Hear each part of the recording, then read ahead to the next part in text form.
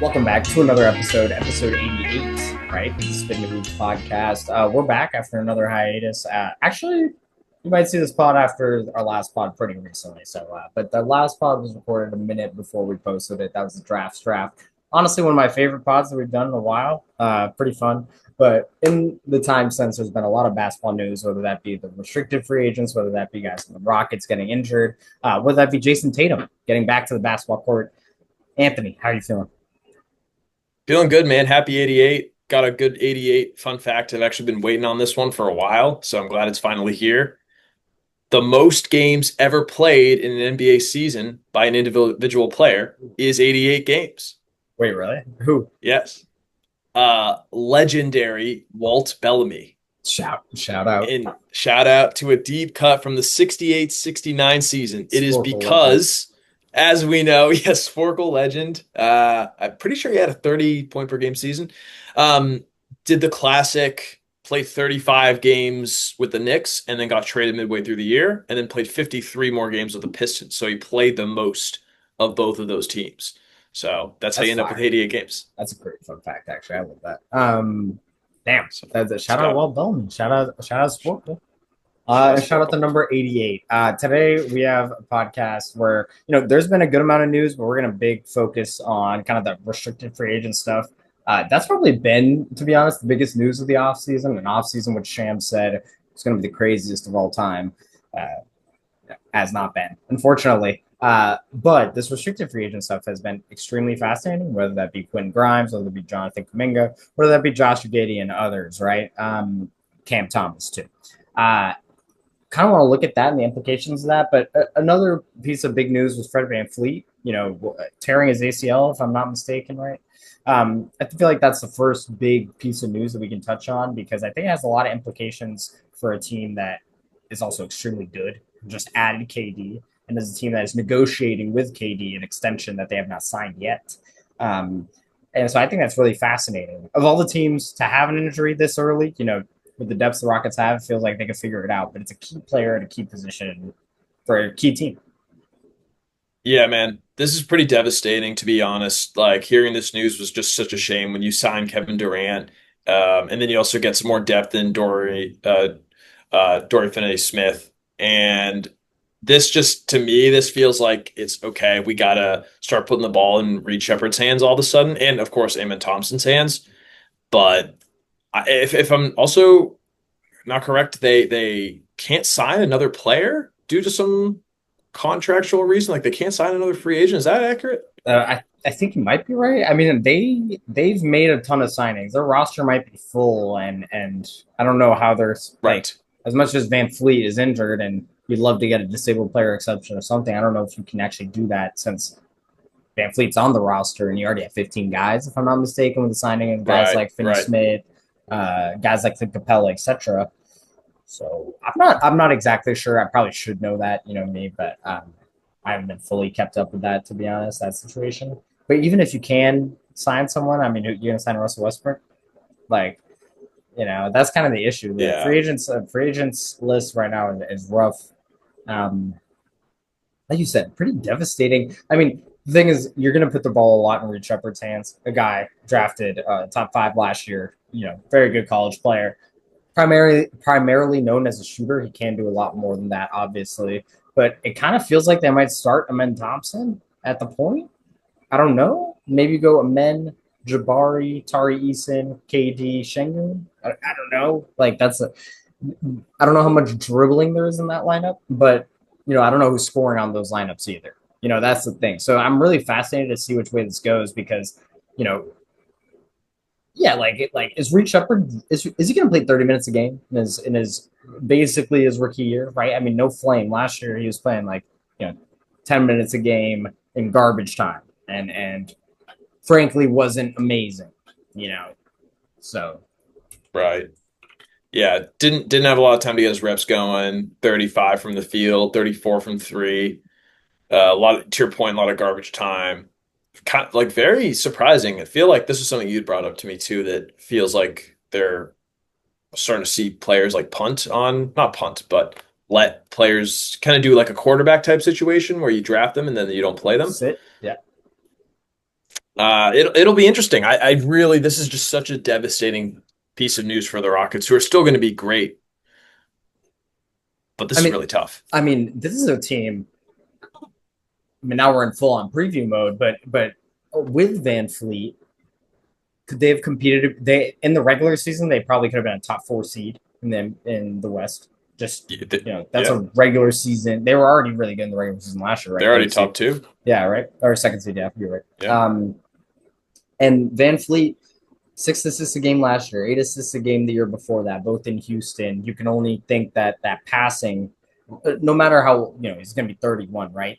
But and he's already scoring 15 a game. Like I don't know if he's going to score much more, especially on a team that just added KD, and especially the way Van Fleet's like shooting numbers have gone through the floor. I mean, he shot like 38% from the field last year.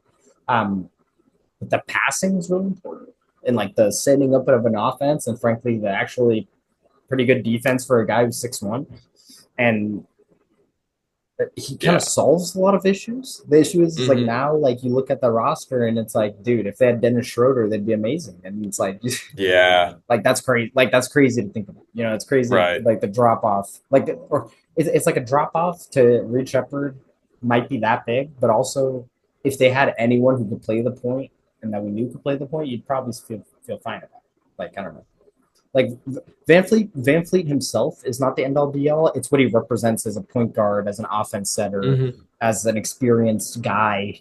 Yeah, I Yeah. don't know. Yeah, he's also a good defender.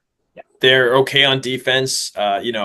You see the idea of this like potential double big lineup that they could also roll out if they want to put Adams or Capella in there, and Oh then yeah. alongside of Sengun, and then you got a bunch of guys that are all over taller than 6'7". Um, I'm worried too about. I feel like you need to have Kevin Durant and a Dorian Finney-Smith type who can just keep the floor spread. Yeah. Because what else are you going to do? I mean, Jabari, I think they're just hoping Jabari starts just raining it in for three from three. Right. And for to be fair, he's pretty good in the playoffs last year. And like I think that's why he got a lot of that big contract that he signed. But yeah, man. I mean, it's pretty devastating injury. I think before the injury, if you had told me you had a ceiling of Western Conference Finals for the Rockets, I totally would have believed that. And frankly, I think that'd been accurate. I think they're probably top three team in the West without this injury, Van Fleet, and without Van Fleet, it doesn't feel like they're substantially better than last year, which is Right. and Yeah. and and they got KD right. It's just the fact that they have no point guard is really destructive. Like KD was a luxury addition. Um, Hmm. Van Fleet was a core, and I'm saying that about KD, who's a top 15 player in the NBA. Like he's a luxury addition. Like Right. but Right. you only traded Jalen Green first. And that's a huge addition by subtraction in its own right. Yeah.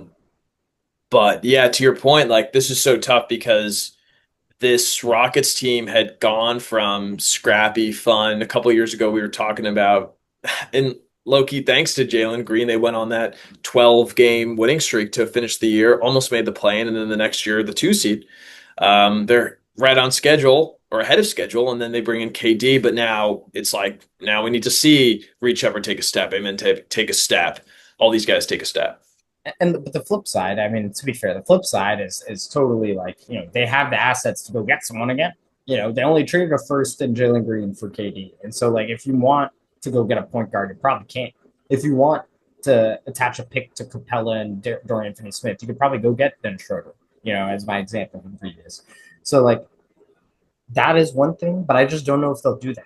Like you're saying, I think they're kind of stuck in the spot where it's like, they're a win now with KD and Van Fleet, but now with Van Fleet out, KD represents a age group that is not represented on this team uh, in terms of minutes played. Like they have Right. older guys in Capella and Finney Smith and Steven Adams. Like Steven Adams isn't even that old, but those aren't the core of this team. Like that's Shengun, that's Amen Thompson. Frankly, that's like Tari Eason, Jabari Smith, a lot more. And now it's Right. also going to be Reed Shepard. So KD is kind of stuck in that a little bit. But, I don't know. Honestly, like, I think it'll be fine. And I think, like, if they truly are lacking a point guard and it's the end all be all of this season and Van Fleet, I believe, expires this offseason, like, I could just see them next offseason going and getting a point guard if Reed Shepard isn't good enough. Like who knows, maybe he is. But it does kind of cap off their potential for me for this season. Like it makes if they make a second round, like I'll be like, good job. When before I'd be like, you should make a second round. Like. Right. I mean, before it was like if you made the if you punched your way into the finals, I would not have been surprised. Um, that's not the case anymore. But you got Kevin Durant, you got what we expect to be a couple of top 30 guys in Sengun and Thompson optimally. And now this kind of comes back to a fun development. Another thing that I was thinking about with this too was Kevin Durant has never really been somebody that leaves a situation because of like the title expectations per se. It's more about how he feels in the vibe of the system. So last year, it wasn't that, I mean, yeah, the Suns were bad, but also they had no direction. And then when he was on Golden State, right, there was the Draymond incident. So he tends to leave teams if there's not something cooking coming after it. So I'd be kind of surprised if he didn't want to Oh, sign on for another year after this to keep this rolling. I agree, and I think if you're the Rockets, you're gonna re-sign him. You're just figuring out the numbers. He's also older. You Right. have him under contract this year. Why re-sign him in case he tears his ACL? Right. If KD tears his ACL in December, now you don't have him signed to the Klay Thompson 4-year max while he's recovering from an injury. Right. Yeah. So like I think I would be really stunned if KD didn't re-sign, but I just almost don't anticipate him re-signing until the offseason next year. Like I think he'll probably Right. go into FA or like right before FA, sign a big money deal for a short term, and Right. and VanVleet will probably be on his way out. But I think that really, yeah, like you said. I mean, we've been over this for. If they could have punched their way in the finals, I would have been surprised, but I wouldn't have been shocked. Um, Right. but they're not going to make the finals. Like I don't want to count I anyone mean, out, but and Reed Shepard, to be fair, like this is another thing. Reed Shepard in college, not that bad of a passer and quite good on defense. So you know, him being a Van Fleet light is also not out of the question. To be fair, um, but we're asking a lot. We're asking that if that's the guy, if that's what you need, you know, for you to make a finals. I don't know if you're gonna make. I don't know if you're gonna make the Western Conference Finals. yeah, I at the end of the day, this is a super exciting team. I'm really excited to see this. This really stunk. Hearing this Van Vliet, like the emotional part of it as the fan was like this. I want to see this at full potential. We obviously saw all last year what happened with players getting hurt throughout the playoffs. Like it friggin' stinks. But very excited to see kind of what KD does on this team and just what the development of these young dudes is going to look like. I totally agree. I'm trying to see what their over under is. I can't find it. I'm just curious. Um, yeah, I can't find it. I Yeah, I, would. I kind of I I, kind I'm a, of I'm a I'm a guess 55 wins with yeah now 50, with Van Vliet. 50, 52 and a half. I'm seeing. 52 and a half. Okay. Look, I think the West is going to be a dogfight, so I don't know if I could Yeah. give them 50. I'd probably going under on that. But they'll probably win 50. You know, so that'll Yeah, that'll for sure. that'll be interesting. But yeah, I think that's kind of all I got for them. Yeah, Yeah. it's really unfortunate. I think that's almost like I just want to take this time because it's a really unfortunate injury that we're getting this early in the season. Like it really saps the excitement out of a team that should have contributed to a ton of excitement this season. Still will contribute to a lot of Yeah. excitement, but not the same stature as I felt like with VanVleet they could.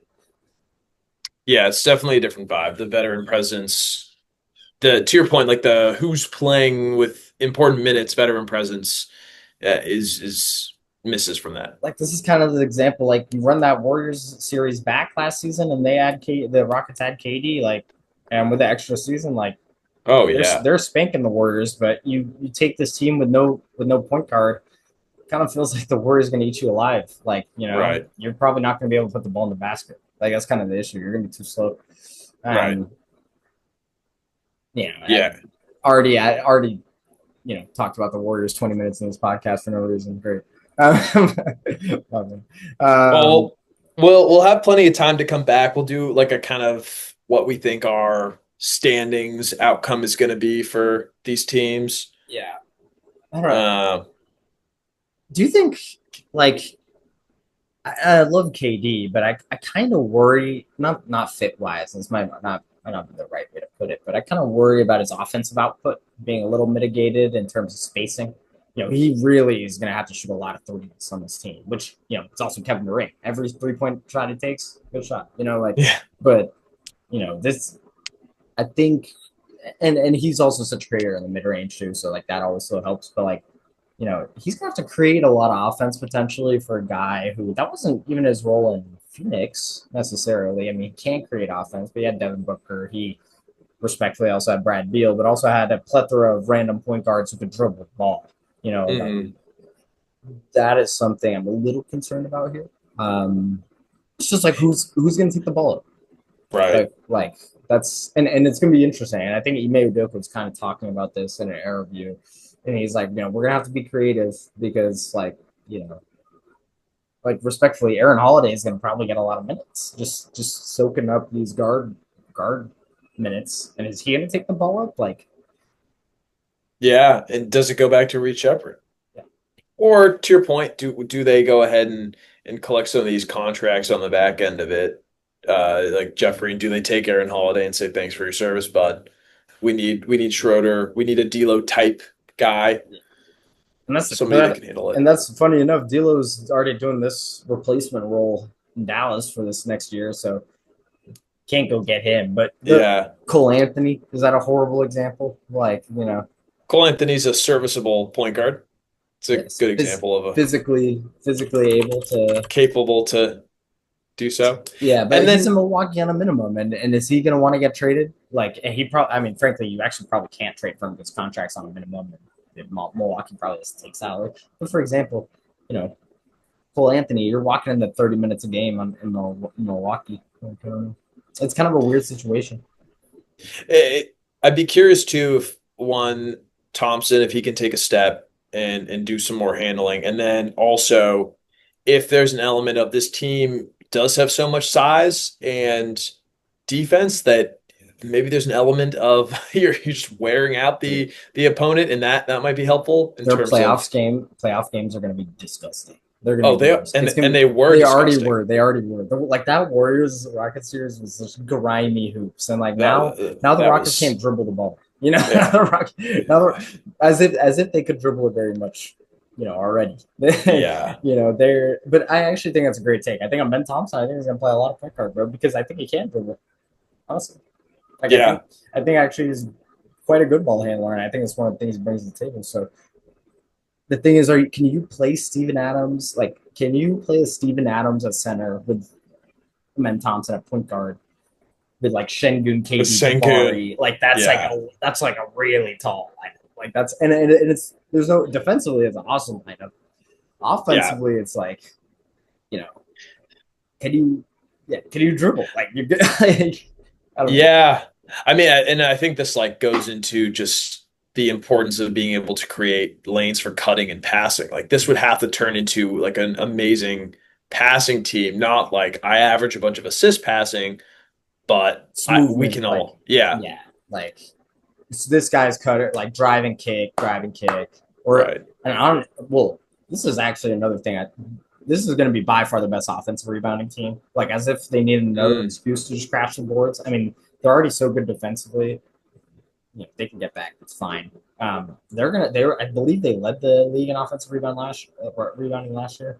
Uh, this is going to be by far the best rebounding team, yeah. which is another element. And then Van Fleet obviously getting hurt has major downsides as we outlined this whole podcast. But statistically, the rebounds are just going to be through the It's roof. I gonna mean, be crazy. they're just going to crash the boards every time, and the worst rebounder on the court for them is going to be Tari Eason or Kevin Durant. Right. Like, I don't know, which is crazy. That is crazy. They're gonna need them second chance points. Yeah, and they're going to get them. To be honest, they're gonna maul. That's the thing. They're gonna walk into 50 wins off this offense rebounding because they're just gonna Right. get twice more shots than you, and even if they make 40% of them, doesn't matter. Right. And this is it's funny that you brought up the Mavs a little bit ago too. It's these two teams in Texas seem so similar in terms of their like no ball handler to Mm-hmm. speak of. That's great. And then just a bunch of big guys. Yeah, So absolutely. those games will be fun. To be fair, I think Dallas is, we were talking about the movement. I actually think Dallas has amazing ball movement. I don't know how they do it, but they don't dribble a ton. And I think it comes with having a veteran team with guys like Klay Thompson and the Cody Martins, or Caleb Martin. Not that he played very much last year at all, but even like Derek Lively is like a good passer for a big man, and Mm-hmm. AD is also a good passer. So they have that. But you're right. Like they also can't dribble at all. Like Brandon Williams, if you guys remember him, was like on the two-way getting Go 30 minutes of the game because he could dribble the ball. hooping. He could dribble. So yeah, we'll see. I guess that might be enough on the Rockets, but I feel like that's probably the biggest news for me that's happened over the last like few weeks. I mean, we had the re-signings, which we'll get to, obviously, but this Yeah. was In terms of like impacting the court, non Kawhi aspiration stuff, this is definitely oh the biggest news. okay. Now tangent. He totally did that. Quick tangent. Yeah. Totally did that stuff. Um, yeah, he absolutely did. Like Do a you see if hundred they're calling percent. Pablo Torre a snitch, bro? If you think Pablo Torre is a snitch for showing that of 200 millionaire and Kawhi Leonard and a guy who's in jail now, the Yeah, the whatever, Democratic yeah, speechwriter for Bill Clinton. and then and this one of the richest men, 10 richest men in the world, Steve Ballmer. If you think he's a snitch for exposing that corruption, like you probably suck to be around. Like you probably Also, like you definitely suck to be around. And if you this is on you, like none of us care. Like we're all pro, player empowerment. If you can figure out a way to circumnavigate this cap, good for you. Show up to a few aspiration events so that this doesn't happen. All bro. you had to do was try.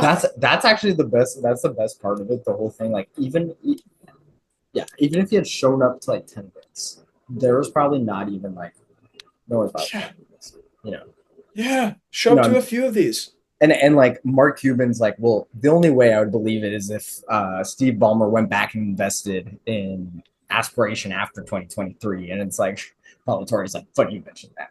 Yeah, yeah, Dude, great reporting. yeah. I feel like he deserves a shout out. Like actually, unreal Oh, reporting. yes. The news, and for people who were kind of bearing the lead a little bit, but the whole Kawhi Leonard circumnavigating the cap with a contract with aspiration, essentially a no-show contract. The way that Pablo Torre like went into this and framed it on his show, and then had Steve Ballmer flying to ESPN to like not even To apologize, put but out a clear his statement, name. yeah, clear his name. Yeah, insane. And I mean, Steve Ballmer put out his original statement that he put out was through the Athletic. The Athletic just came to agreement with Pablo Torre about their deal, and so Pablo Torre quote tweets it and is like, "You're lying, dude. We have Pablo Torre quote tweeting the account of the company who now manages his podcast, saying they're lying," which is like, Insane. and also shout out to Pablo Torre for negotiating that in his deals. Like I'm sure he probably has immunity to be able to do that, which is sensational because I think he has a Yeah. licensing agreement. I don't think he has like an actual production agreement, which is how he is able to do a lot of this stuff. But it's just really fascinating. It's really good journalism, like to be honest, like at its core. And I think there's probably there's not enough of that in the NBA and in sports today in general. So it's really awesome to be honest. Like Yeah. it's great stuff it's not great stuff necessarily that Kawhi made 50 million with the sponsorship he never showed up to, but also like he's taking Steve Ballmer's money. Like I don't really care. Like $100%. it's rich man giving other rich guy money. It's just like cheese. It's kind of whack. Hmm. Like it's kind of whack on all parties. It's like Kawhi. Yeah. Like you're getting paid 60 million. You know, It's also and one for us, this is to your point, this is great because great journalism is just fantastic no matter what. Like there were no laws broken, probably no laws, definitely laws broken, but with respect to the NBA, yeah. like whatever. But also to your point about Kawhi Leonard, we go back to 2019. He should have stayed in Toronto. He absolutely should have Is stayed this in Toronto. This is what we had said at the time. It made no sense what had happened. It messed up the Clippers. It messed up Kawhi. He could have had a couple more rings, I in my opinion. actually, you know what? I think Okay, now we're super deep in this comment. 100%. I totally agree. Think about that team. Siakam pre all NBAs, Yeah. Van Fleet coming into his own. VanVleet, yeah. Let's not forget about, they Kyle, Kyle Lowry ages out, right? But they go and get Jakob Pertl within a year of that, because that was the thing. Their old guys on that team were like Ibaka, Gasol. They did need yeah. to refresh the front line, but they do within a year by trading, or 2 years by trading for Pertl. And then let's not forget about OG Anunoby chilling on the bench. Right. Yeah. They probably don't get Scotty Barnes, but we haven't even Right. used them as an example yet. So it's pretty fascinating stuff actually.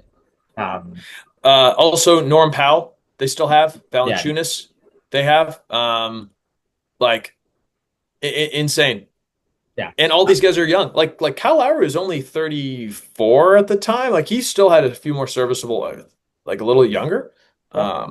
I mean, no, 100%. He has at least 2 years of being a starting level NBA player because he goes to Miami, right? Like he plays a year and then goes to Miami and he's still starting level for a year. Right.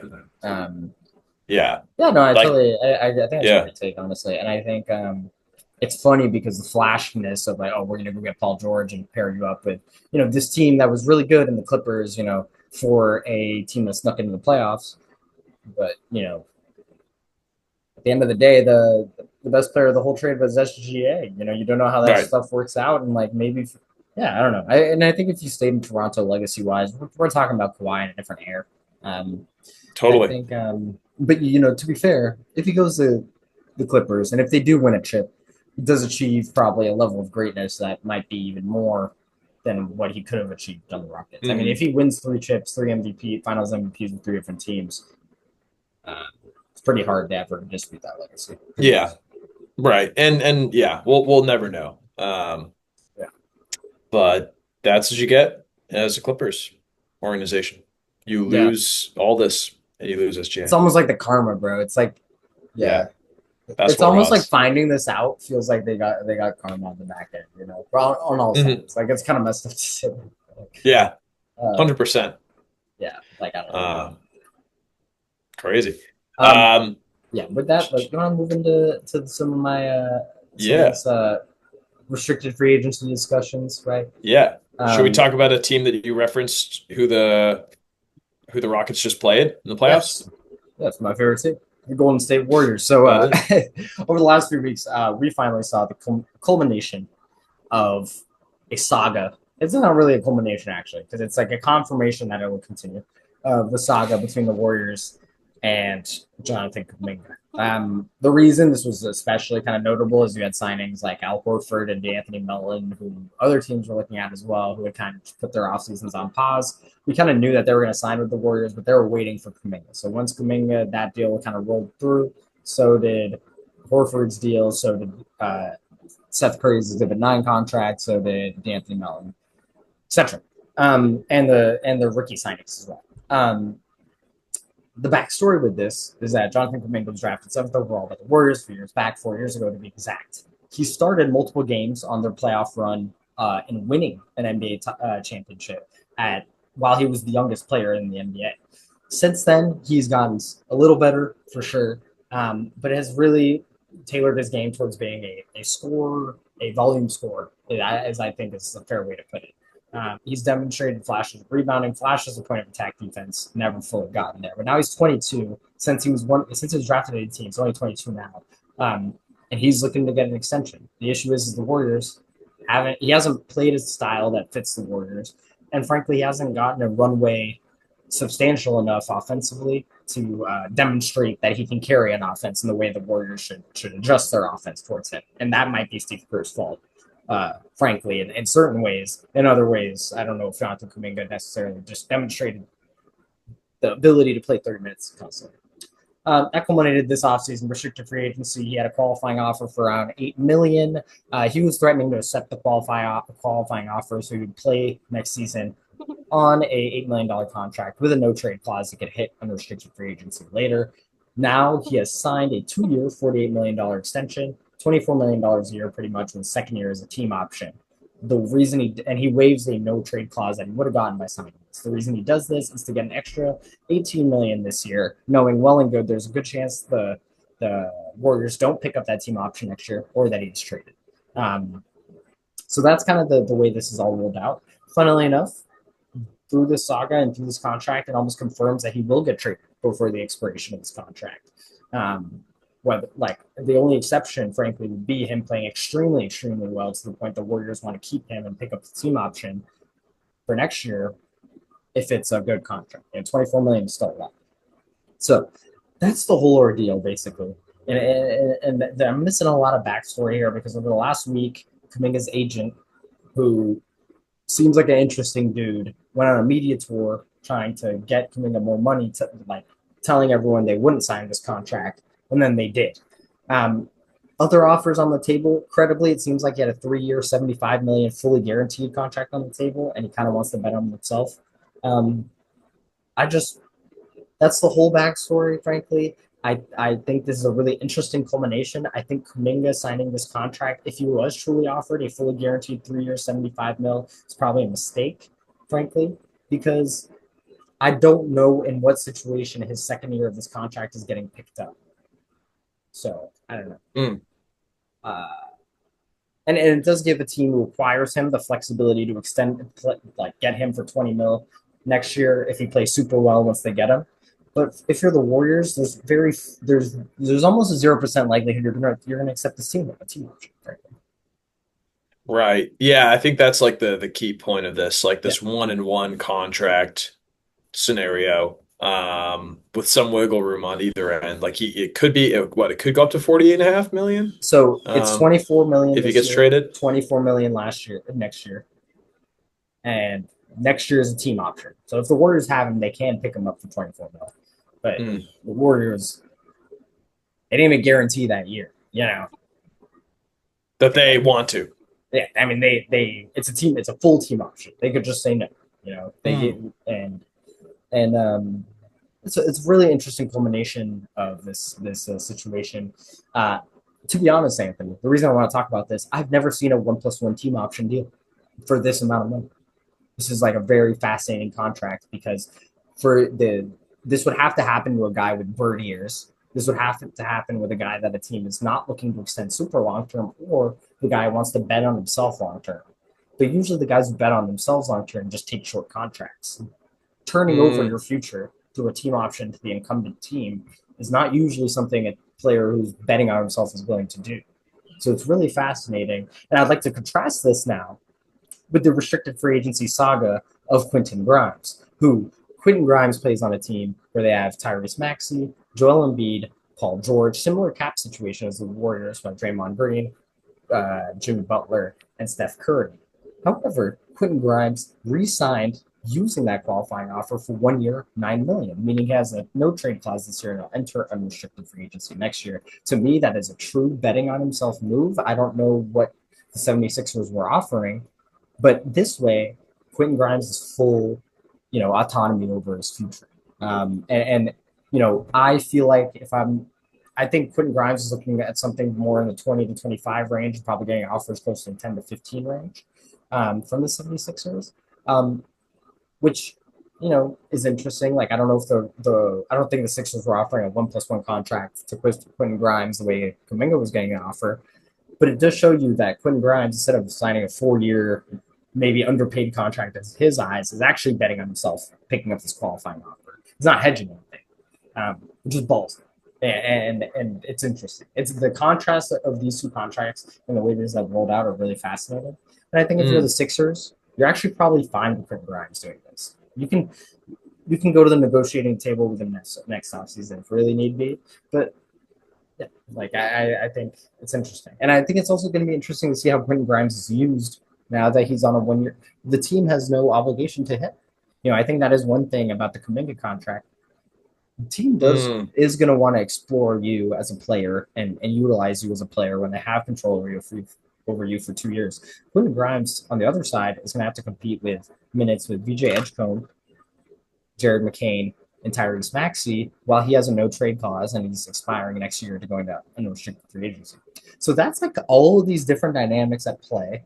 I think Kuminga didn't love overturning all the power to the Warriors, but I think he wanted the extra money, and I think he wanted to be assured of role. I think he knew if he took the qualifying offer, Steve Kerr's just never playing him, probably. It's like kind of messed up, but it's probably Mm, true.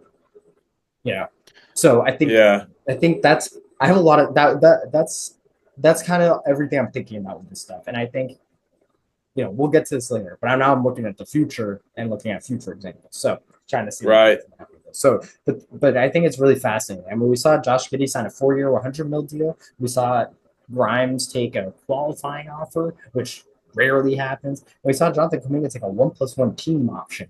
It's crazy. Like that Mm, that contract is really unique. And we've been tracking this restricted free agency stuff, but it really shows you that this CBA is going to be very unforgiving, especially because these players who hit restricted free agency are usually 22 to 24. This CBA is going to reward guys who are proven. Like if you're a role player and you want to get paid, you have to be proven. You know, if you're Aaron Gordon, if you're KCP, for example, you'll get the 4-year, $80 million contract. But if you're Cam Thomas, I'm not going to give you 4 years, 80 million. That's kind of my. That's kind of sorry. A lot of thoughts here. what was Cam Thomas's contract? Uh, I How believe did they settle he that? he straight up signed a 1 year, 6 million. Uh, he signed the qualifying. Just a Sorry, deal. he So he signed. also signed a qualifying offer. Yeah, because if you're and I think if you're Cam Thomas, you score 20 a game. You want 25 million. You score Right. 20 because you view yourself. I could be the top 3 player on a championship team. That's probably how you view yourself. For the Nets, you might be, but you also might just be Lou Williams. And I can't pay Lou Williams 4 years, 80 million in this climate. I could pay KCP 4 years, 80 million because I can trade that guy because he contributes to winning right now. And I know it's proven. Someone else will believe it too. Mm, You know, Cam Thomas, if I sign you to 4 years, 80 million, and you shoot 39% from the field next year, I'm fucked. right. You And know, I think to your point, I think I like your Aaron Gordon example better than KCP. Just did KCP's because Orlando Casey, Magic yeah, tenure, but yeah, a couple of years ago, KCP absolutely. Yeah, wow, this is actually really interesting how you just broke it down, like all the different avenues to go with and how the CBA. So, like, first off, Max, just fantastic listening to you break this down. Um, a couple of my thoughts on this are one, to me, based on how Grimes played last year, he seems like he's in a better position to go prove it. However, to yeah, your point, this is a very loaded backcourt for the Sixers. Although Jared McCain is going to be out for a little bit, we'll see how long it takes for him to come back. Hopefully, he can get healthy. Um, versus with Kuminga, I think it was a smart move of him to take the guaranteed money. yeah. And I think it has to do with a little bit of the trauma the last few years of your Kuminga. You might go 20 games without playing. You know, and Yeah, and that might mean you're making a mid level next year versus someone taking a chance on you for 20 mil. You know, and that volatility that Steve Kerr has shown towards him, and frankly, also volatility in terms of Kuminga's gameplay. Like let's just say, yes, yeah. I'm not trying to bash Steve Kerr 4 times. Chaos creates chaos. Yeah, and I think that you'll pick up the 16 million is great. The extra 60 million you've been making is great. And if you play well, you'll make 24 million next year. And frankly, someone will extend you because that's the thing. Even if you play well and the team's going to pick up your contract next year, you're probably getting an extension off the back of that because you're 23. So I think effectively we have to look at this as a 1 year deal. And if someone picks up the option, if the word like I would be stunned if the Warriors picked up the option. It would have to either be they'll trade him at the deadline or they'll pick up the option and trade him in the offseason if he's playing extremely well. That would have to be if stuff's going extremely well for the Warriors. You don't trade him at the deadline. You pick up the option and either you trade him or you extend him. So, Yeah. Well, the question is like, how does he show up on this team? Like, what is his role like a Lou Williams type? Like, is that his role? We saw that his 3-point percentage jumped 10 points from the regular season to the playoffs, which is great to see. Um, how does he demonstrate the qualities that a team might be looking for? This doesn't really feel like a squad that he can go kind of figure it out. Well, I kind of agree, but I think that has to do with a lot of Kuminga. Like, I think that's the thing is Kuminga views himself as a scorer, right? And I think you actually limit yourself, like especially in today's NBA. A lot of guys Right. can put the ball in the hoop. Yeah. Making 100 mil scoring the basketball 20 times, like 20 points a game, is a lot harder than just shooting 40% from three. It's a lot harder than playing. If you play like Andrew Wiggins, it's probably a lot easier. You're probably going to make a lot more money than if you play like Cam Thomas. You know, like Yeah. I think that's probably a fair estimate. And I think Yeah. Kuminga, like Cam Thomas is a bad example because it hasn't got paid yet. But um, you know, if you're Kuminga, you should look at Andrew Wiggins as your example, especially on a team like this, who is going to try to use you to go trade for Andrew Wiggins again. So you need to convince them that you're better than Andrew Wiggins. And let's be real, as a pure scorer, Kuminga is quite a good pure scorer. He can get to the rack with reckless abandon, etc. We already know that. If that was what's going to set you apart, you know, we wouldn't have traded for Jimmy Butler does the same exact thing. Just because the level of efficiency Jimmy Butler does it with is way too elevated. Kuminga's not going to get there. Respectfully, Kuminga's not going to get there in 1 year. And I think you kind of need to have that reality check. Like Mm. Kuminga, if he scores 25 a game this year, what he just did is fantastic because some team is going to take the team option and extend him on a huge contract. But what is his path to scoring 20? What is his path? His path to getting paid is shooting 40% from three and playing 25 minutes a game with good defense. That's his path to getting paid. And especially on this team, barring a trade, and that's the thing. If he gets traded for Giannis and he can play 30 minutes, 35 minutes a game on the Bucks and he looks great, he'll probably get paid 100 million. But that's a lot harder than shooting and staying in the corner. Yeah, that's what I'll have to do. He's such an interesting player. And like Quentin Grimes kind of found a great role last year, and Josh Giddey found a great role last year. And well, Cam Thomas still not, but those two guys kind of they seem to have value. I think that if you're an NBA GM, you're going to look at Quentin Grimes next year and say, yeah, that's a guy that can definitely help with my team. No matter who I am, no matter Right, what, because right, because Grimes has shown that he could play 15 minutes off the bench and be good, like pretty good. But he's also shown that if you give an offense to him, he can be a very efficient scorer and ball creator. And the thing is, Kuminga has shown one of those things, but not the other. And so I think with your Grimes, you feel a lot more comfortable betting on yourself because you've done the work. Someone has already seen you as a role player who can contribute. Kuminga, the last time we saw him as a role player who could truly contribute was that rookie year finals run. Where he started games on the way to the finals. And the reason he played during that time is he wasn't shooting the ball.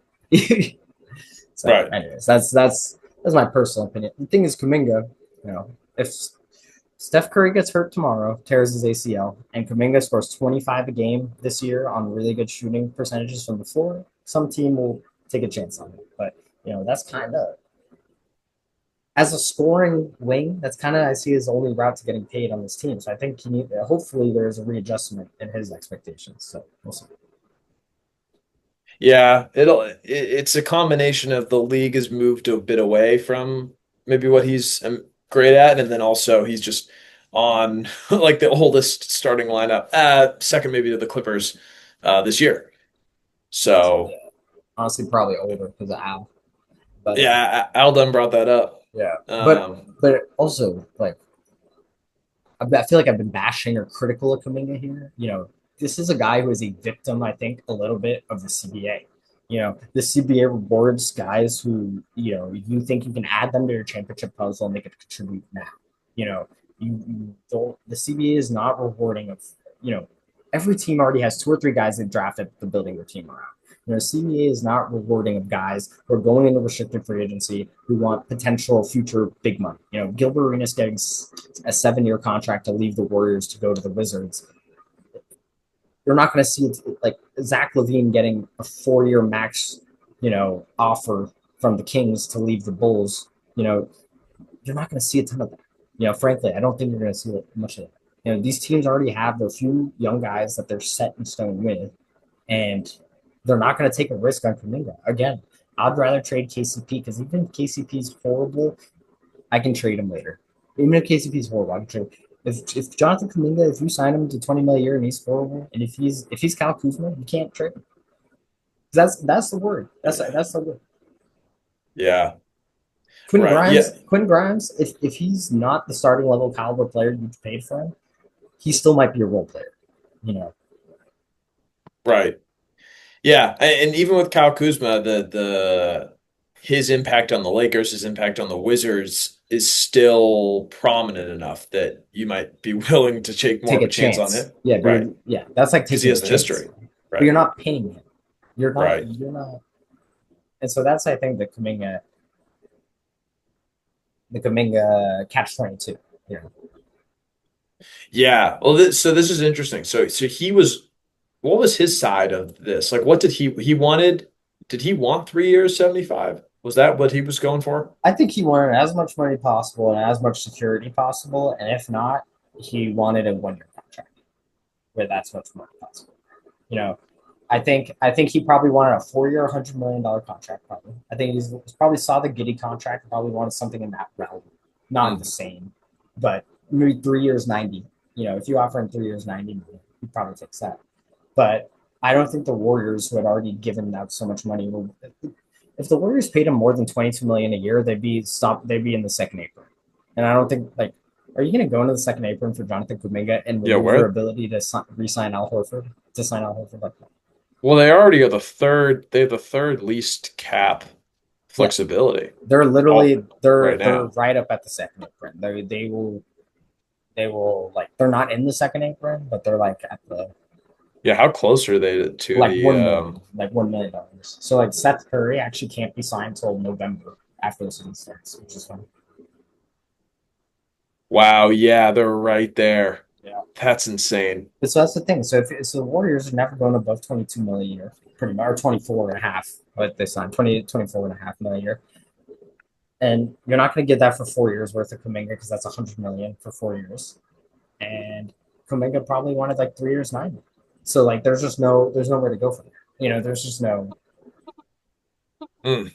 because your maximum yearly you can pay him is 24 million, and you're not going to give him 4 years, and he's not going to sign a 3 year $60 million contract.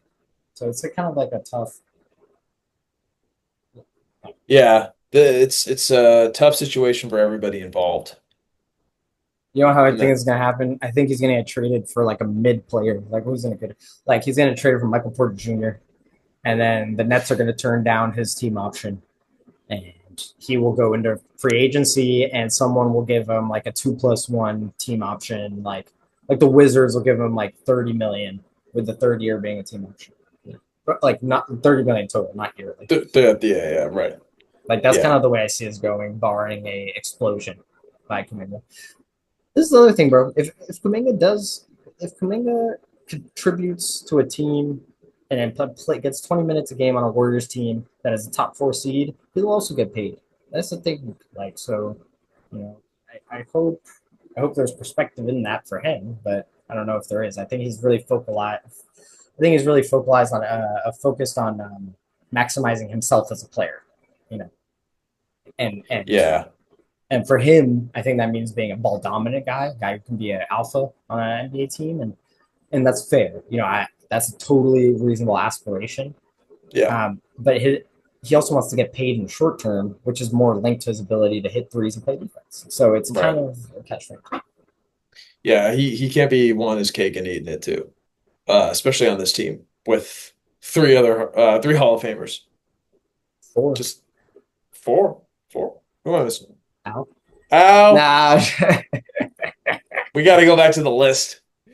Okay, so I've done a lot. So we just yapped Mm, for yeah. forever on this. I'm gonna go look at. Sorry. Yeah, what else? What else you got? Um, so people, so 2020, 2023 NBA draft or 2022 NBA draft. Oh, okay, here we go. So I'm sorry. I'm trying to look into the future and try to Okay. understand who is going to be up. Um, so right now, I think it's a good time to start looking at 2027.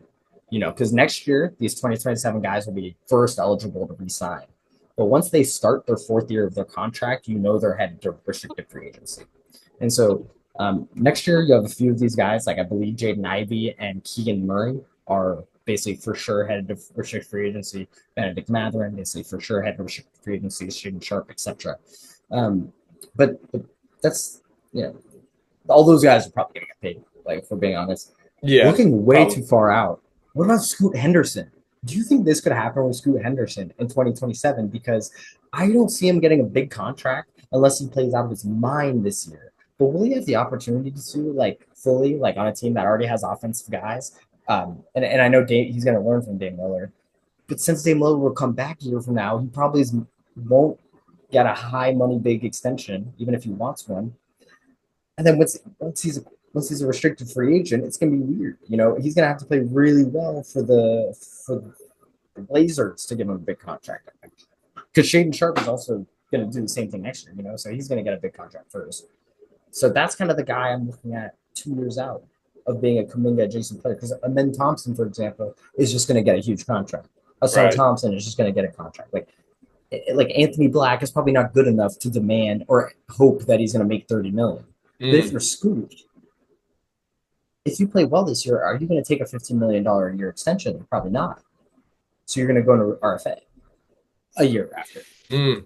So that's kind of like looking way too far ahead. That's kind of because Like these years, yeah, another iteration of this class happening. yeah, like, and that's kind of, and I think actually the Kuminga situation is actually really great comp for Scoot. Underwhelming start. He might, even if he plays a lot better this year, he's going to view himself as being in the 30 mil range. When playing a lot better this year would probably put him into a 10 to 15 mil range, but he's going to be 21. That's the thing. Mm. Yeah. Yeah. It'll be interesting. It's tough because every context is so different, right? And Golden State is in theory going for a championship this year, and Portland is certainly not doing that. Scoot's coming back from injury. Scoot has a little more freedom, I think, in terms of like what he can do. But yeah, this will be an interesting one to look at. And I'm also very intrigued by the RFA class in general, and which of these guys will be eligible for those contracts. Yeah, I mean, we'll see. I'm another kind of example. I guess this is the worst one. I was gonna say Bilal Koulibaly, but they're I young. was thinking Bilal, yeah, The thing is, I don't think Bilal's looking for a 30 mil contract because that's the thing. Kuminga, because he wasn't too good. Yeah, yeah, Kuminga can put the ball in the hoop. Guys like that, Cam Thomas, he signed the qualifying offer. Because that's the thing. If Scoot Henderson next year puts up 18 and 8, he's mm, gonna want a max. Oh, when because he's gonna be eligible to sign an extension before his last year of the rookie deal. That'll extend after. mm, If he puts up 18 and 8 next year, he's gonna go, wait, I don't want to sign right now. Give me another year and I'll prove I'm worth a max. And the Blazers are probably gonna be like, right, you're Scoot Henderson, like no flame. But mm. Yeah, it's interesting. It's sorry, interesting that's how it's these like the guys want example to that's take like it. ringing in my head because Yeah, that's the guy with the ceiling. That's the guy with the type of ceiling that Kuminga is probably used for himself. Um, versus a Bilal Koulibaly, who I was actually thinking about too, like young guys who are in the prove it. He is also, a first round pick, but just maybe wasn't as touted as like this talent. Bilal Koulibaly wants to get paid. Is trying to play like Wiggins so he could get paid. Also, like this is the thing. I Right, don't. But right. like I said, that's the other part of this. Bilal Koulibaly, like his peak is hoping to be a Wiggins guy. Like if you polygraph Kuminga and you say how good do you think he could be, he'd probably tell you top 10 player in the NBA. Right. You Yeah. know, like Right. and that confidence is fire, but like and maybe and the thing is he has the talent where it's not out of the question. That's the thing. He has enough talent where the potential for that to happen is why I got 24 million in this year. So Yeah. it's pretty So interesting. I'm a 24 million guy. Yeah, It's like not all 24 millions are the same. yeah, but yeah, that's what I'm fascinated. I really think Scoot Henderson, that's the one. And Keegan Murray is an interesting one too, actually, because Keegan Murray, if he just has the same season he had this year, is like he's probably going to ask like Mm. 4 years, 80 mil. And if actually, he Well, might even. The thing is, if for Keegan Murray, you have the same season, you might even just take the qualifying offer. Like it's well, I think I wonder if people saw what happened with Patrick Williams and were like, "Oh, we got to avoid that, yeah, like the plague." Yeah, why would I ever sign that? That was a horrible contract at the time. Right. Okay, why would I Right. ever At the sign that? time, it was terrible. Right. And why wouldn't I just wait? Why wouldn't I just wait 1 year? Right. Because he can go to RFA, and if someone's going to give him that contract, and just Good on you, bro. but the thing is, like, that's how you piss off your players. So that, and I think that's like it's all connected. It's really fascinating. I think we're ranted about this for like an hour now, but yeah, I'm really curious. I just say keep an eye out. That Scoot Henderson contract. I'm fascinated. I'm really fascinated. I think Bilal. The thing is, Bilal could still be bad. Like, I don't think Hmm. Scoot will be in the NBA for a while. Bilal could still be like mid. As much as I love him. So we'll see. Right. Right. And Scoot, I mean, Scoot also has like the whole his team played against Wemby's team a few years ago before they were drafted. It was like the 1 versus 2. Oh, how about Jalen Duran? That's a prove it guy. Yeah, or like maybe not. Like he might want 20. He might look at some of these other big center contracts. Like, dude, Vucevic gets 25 million a year, and the Pistons are gonna go like, we don't think Vucevic's worth that much. Neither do we think you are. Like, And Vucevic can shoot. exactly. But the Jalen Um, Duran's gonna go, yeah, but I'm 22. right. Like, you signed me to 4 years. I'm not asked by the end of the contract. Right. You Well, know, that also brings in like he's not really competing with anybody for his role in the same way Kuminga is. So Kuminga is. Yeah, that's that's where the actually. context Yeah, comes in. That's a really good. That's a good. And that's why it's Scoot who is. That's why it's. Right. Sorry, I'll keep coming back. He's got Dame coming back in the year. He's got Shaden who He's needs to got drop. Drew. He's got Drew. Dude, I forgot about Drew. Um, So yeah, I mean, and then like Kamara is more defense anyways, but Tumani is an important oh, guy. Like I he's mean, he can more play important. this stuff. He's gonna get more minutes to Scoot. Yeah. Tumani led the Blazers in minutes played last year. Yeah, he's great. Crazy. He's fantastic. So yeah, that's why Um, I'm really.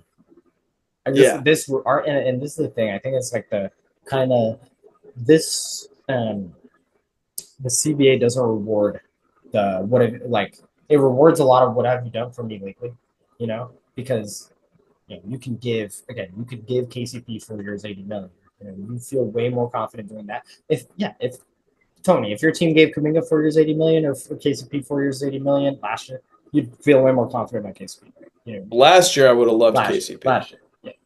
Like leaving Denver, I would have loved that. That would have been great. And to be fair, KCP's already watched. I'm not saying that's the right way, but that's the way the CBA is going to work. You're going to have your guys. You're not going to bet on other teams' guys that haven't had in the building. You're not going to pay those guys $100 million. You know, especially if it's like prospective. Because this is the thing. Like, yeah, it's not a blueprint. Yeah. Yeah, there's no flame. There's not a blueprint for Kuminga being a $25 million guy. You haven't seen it. He's a no pun intended, but he's a trailblazer in his own right. Yeah, I guess in some way. CJ McCollum, So yeah, shout out CJ. Thanks for doing this, man. another trailblazer in his own right. Yes, seriously. And Scoot Henderson will be a double trailblazer, Yeah, perhaps. maybe. Oh my God, too much Blazers talk. Yeah, we didn't even talk about him. This is the Spittin Hoops takeover of Portland. Yeah, watch out. No pun intended. Yo, unreal. We're the real Funny. feds. That's messed up. No. Respectfully. Yeah, Scoot. All right. Better scoot on out of here. You got anything else? This is a pretty long podcast. I feel like we just did like an hour change. Yeah, man. Nah, that's just excited to preview the season. Yeah, We're done with the off season. Dude, I'm ready to watch hoops. Honestly, it's just me. Like, this offseason was supposed to be a lit one, and honestly, this offseason has felt long. Because also, like, we had FIBA, but we didn't have we had Olympics last year. We had stuff like that. So Right. Yeah, we had some fun like Skinny Luca stuff. We had some Giannis Sengun beef stuff. But yeah, nothing crazy. kind of mid offseason. Let's get back to some hoops. Although this season is just gonna be no flame to the East. It's gonna be interesting in the East. The West is gonna be a downside. The West is gonna be. Oh, you don't say. Yeah, wait, what is this list? Season 24 in a row where that's the case?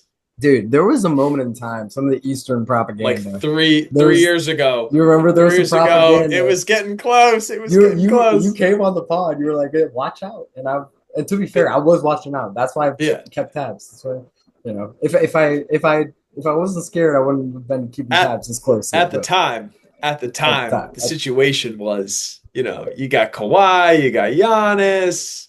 What was that, 2019 when I thought the East was like competitive? Dude, You got Jimmy, you got Embiid.